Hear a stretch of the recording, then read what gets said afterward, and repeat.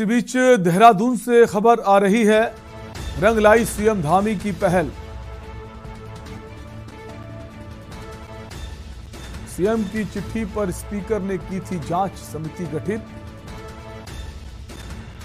जांच समिति की रिपोर्ट के बाद सभी भर्तियां रद्द। सीएम ने विश्वास दिलाया, भविष्य में सभी भर्तियां होंगी पारदर्शी। तो रंग लाई सीएम धामी की पहल। जो भर्तियां थी उनको रद्द कर दिया गया है। सीएम की चिट्ठी पर स्पीकर ने की थी जांच समिति गठित और समिति ने रिपोर्ट सौंप दी है और सभी भर्तियां रद्द की गई हैं। बड़ी खबर इस वक्त आपको बता रहे, सीएम ने विश्वास दिलाया, भविष्य में सभी भर्तियां पारदर्शी होंगी। आगे जो भी भर्ती होगी पारदर्शी होगी, लेकिन फिलहाल जो भर्तियां हुई उन्हें रद्द कर दिया गया है। इस वक्त की बड़ी खबर आपको बता रहे हैं, देहरादून से बड़ी खबर।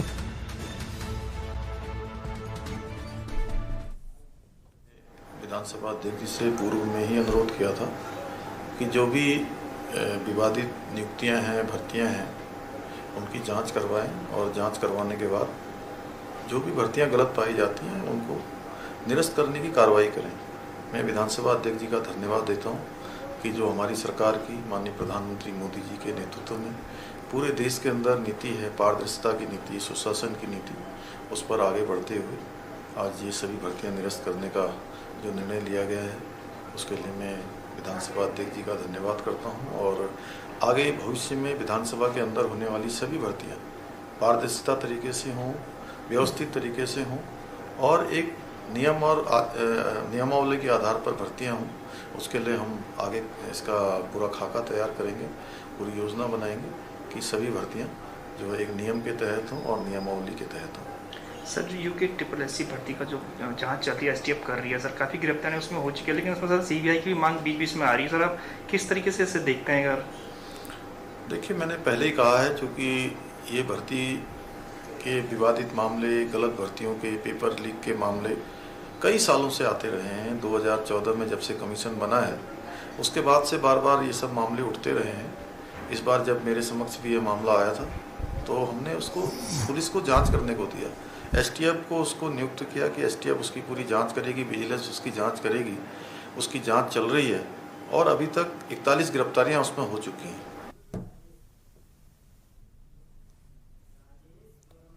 और इसी खबर पर ब्यूरो चीफ राजेश वर्मा जुड़ गए। राजेश, काफी इंतजार था इस रिपोर्ट का, तो सवाल भी उठ रहे थे जो भर्तियां हुई उन्हें रद्द किया जाएगा कि नहीं किया जाए। विपक्ष भी जोरदार तरीके से इस बात को कह रहा था। अभी माने विपक्ष को जो मौका मिला था और अब भर्तियां रद्द हो गई, विपक्ष की बोलती बंद कर दी गई है। राजेश।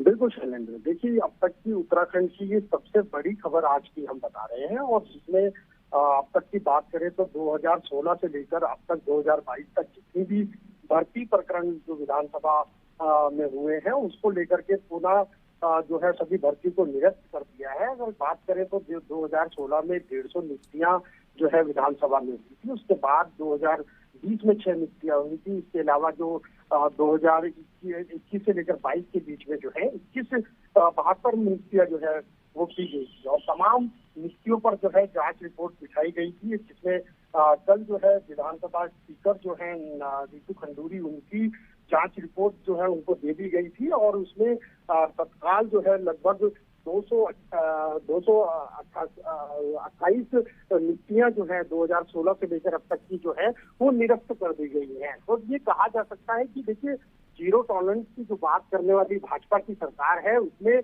जो नियुक्तियों को लेकर के खासतौर से विधानसभा में घोटाला सामने आया था, विपक्ष में लगातार जो है सरकार को लेकर के घेरने की कोशिश की गई थी, लेकिन आज जो है सब चीजों पे विराम लगाया गया है और कहा जा सकता है बड़ी पहल जो है जो राजेश, नियुक्तियां रद्द कर दी गई हैं। जहां भी ऐसा लगा कि जो भर्तियां हैं, जो नियुक्तियां हैं, इसमें नियमों की अनदेखी की गई, लेकिन जिन नियमों की अनदेखी की गई, जिनकी सिफारिश पे नियुक्तियां हुई, उनके भी नाम क्या सामने आए हैं?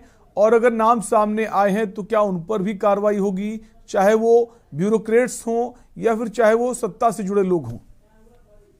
बिल्कुल, देखिए देखिए शैलेंद्र, सबसे महत्वपूर्ण बात यह है कि जितनी भी भर्तियां हुई हैं 2016 से लेकर अभी तक 2021 तक, तो उस प्रकरण में जितने भी नेता रहे हैं, विधानसभा स्पीकर रहे हैं, जब कोई भी मान्य रहे हैं, उनके जो परिवारजन है उनके लोगों को जो है भर्तियां दी गई थी। यानी कि एक भाई भतीजावाद जो है वो साफ तौर पे देखने को मिला था। और बड़ी संख्या है ये, एक नहीं दो नहीं, कम से कम 200 से ऊपर जो है, 250 के लगभग जो है ये नियुक्तियां हैं। और सबको आज जिस तरीके से निरस्त किया गया है, तो ये भावी सरकार की एक सराहनीय पहल है, इसमें कोई दो राय नहीं है। और इस तरीके के भ्रष्टाचार, जिस तरीके से सरकार कह रही की नियुक्तियों को लेकर के बात हो, या यूके SSSC में जो भर्तियां घोटाले हुए हैं उसको लेकर के, परीक्षा को लेकर के बात हो, तो तमाम चीजों को लेकर के लगातार जो है सरकार की पहल जो है वो राजेश, ये नहीं लगता है जो पहल की गई है सीएम धामी की तरफ से, पहले भी हो सकती थी, इसके पहले भी, चाहे जिसकी सरकारें रही हों,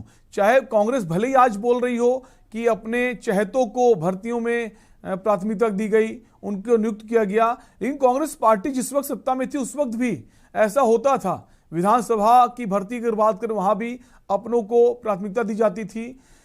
तो वो जो सिलसिला अब तक चलता चला आया है, उस पर रोक लगी है।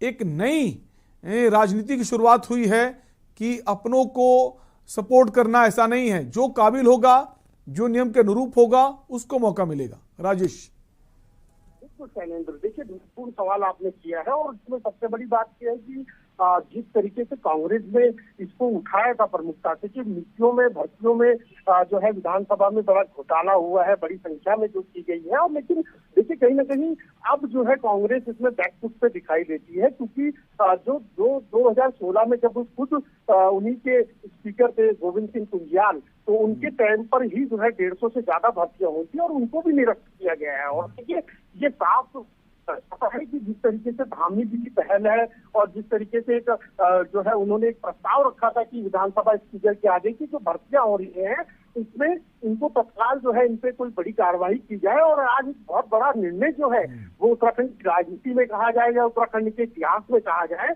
तो ये अभी तक का 22 सालों में एक बड़ा निर्णय है, जिसमें इतनी बड़ी संख्या में जो है भर्तियां निरस्त की गई है। तो इसमें कोई दो राय नहीं कि जीरो टॉलरेंस की जो बात कर रही है भाजपा सरकार, उसमें वो खड़ी उतरती दिखाई दे रही है। और भाजपा में खास तौर से जो धामी जी की एक पहल है, पुष्कर सिंह धामी की जो पहल है, उन्होंने साफ करा है कि इस तरीके की जो भी भर्तियां आंधी में, चाहे जो है विधानसभा लेकर चाहे किसी भी विभाग में भी दिखाई देगी, तो आज की जाएगी और इस तरीके के एक्शन जो है वो लगातार लिए जाएंगे।